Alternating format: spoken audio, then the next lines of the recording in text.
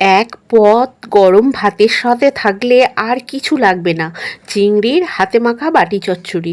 সকলকে নমস্কার জানিয়ে তোমাদের কাছাকাছি আরেকটি ব্লগে সবাইকে স্বাগত জানাই। খুব কম সময়ে আর খুব কম উপকরণে তৈরি হলেও দুর্দান্ত স্বাদের হয়। গরম ভাতের সাথে খেতে এক্কেবারে অন্যরকম লাগে। আশা করছি আপনাদেরও খুব ভালো লাগবে। এখানে আমি 200 গ্রাম চিংড়ি বেছে মাথা খোসা ছাড়িয়ে নিয়েছি। একটা আলু লম্বা পাতলা করে কেটে নিয়েছি। আলু ভাজা যেমন করে করি সেভাবে একটু মোটা করে কেটে নিয়েছি। এখানে আমি একটা বড় কড়াইতে প্রথমে চিংড়িগুলো দিয়েছি, তারপর সরু করে কাটা আলুগুলো দিয়ে দেব। আগে থেকে কাটা একটা বড় সাইজের পেঁয়াজ লম্বা কুচি করে কেটে রেখেছিলাম, সেটা দিয়ে দিলাম।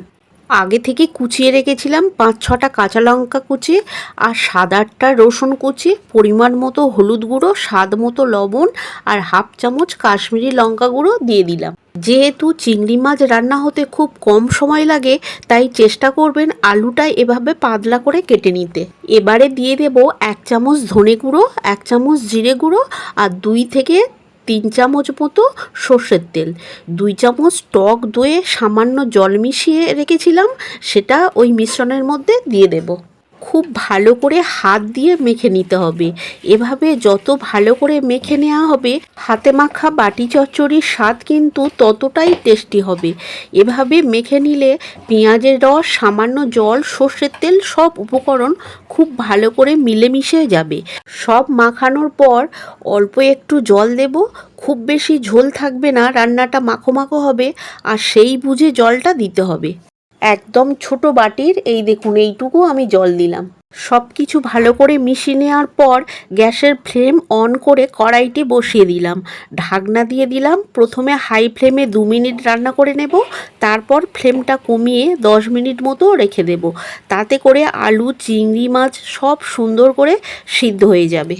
ছোট চিংড়ির বাটি চচ্চড়ি বেশি টেস্টি হয়। আপনারা চেষ্টা করবেন এই রকম ছোট চিংড়ি দিয়ে বানাতে। পুরনো দিনে মা ঠাকুমাকে দেখেছি একটি অ্যালুমিনিয়ামের বাটিতে এই বাটি চচ্চড়ি রান্না করতে। তবে আপনারা চাইলে আমার মতো করে কড়াইতে এভাবে বানিয়ে নিতে পারেন। এই বাটি চচ্চড়ি এতটা টেস্টি হয়, এই এক পদ থাকলে গরম ভাতে আর কিচ্ছু লাগবে না। উপর দিয়ে একটু সর্ষের তেল ছড়িয়ে দেব, তাতে ফ্লেভারটা খুব সুন্দর আসবে। খুব সহজভাবে তৈরি চিংড়ির এই বাটি চচ্চড়ি অসম্ভব টেস্টি হয়। আপনারা বাড়িতে এইভাবে একবার বানিয়ে দেখতে পারেন, খুব ভালো লাগবে। আমার আজকের এই ছোট চিংড়ির বাটি চচ্চড়ি আপনাদের ভালো লাগলে অবশ্যই কমেন্ট করে জানাবেন, আর ভালো লাগলে বাড়িতে একবার বানিয়ে নেবেন। আশা করি সকলেরই ভালো লাগবে। আমার চ্যানেলে নতুন বন্ধু হয়ে থাকলে চ্যানেলটাকে অবশ্যই সাবস্ক্রাইব করে নেবেন, আর পাশে থাকা বেল আইকনটি অবশ্যই প্রেস করে দেবেন, কারণ আমার চ্যানেলে যখন নতুন কোনো রেসিপি শেয়ার করব, নোটিফিকেশান আপনার কাছে পৌঁছে যাবে। আজকের মতো এই পর্যন্ত। আবার কোনো নতুন রেসিপি নিয়ে আপনাদের কাছে পৌঁছে যাব। আপনারা ভালো থাকবেন, সুস্থ থাকবেন আর নিজেদের খেয়াল রাখবেন।